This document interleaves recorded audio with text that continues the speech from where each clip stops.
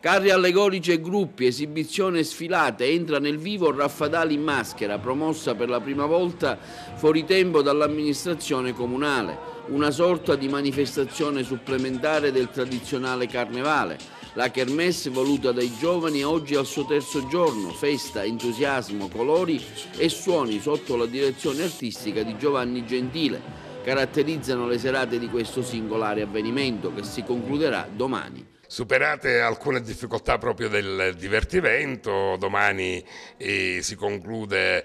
questa Raffadali in maschera che, come avete avuto modo di vedere, è stata una rassegna di allegria, di gioia che ha portato tanti giovani e tanti bambini per le strade con splendidi carri, con un grande movimento anche dal punto di vista delle presenze esterne nella realtà di Raffadali, un momento di grande vivacità. Domani con conclusione avremo la premiazione dei carri e c'è stato un paese pieno di colori, pieno di gioia, pieno di musica. Io credo che sia un ottimo risultato per l'impegno e il sacrificio di centinaia di giovani che per mesi sono stati insieme, si sono impegnati, hanno socializzato e hanno costruito delle belle strutture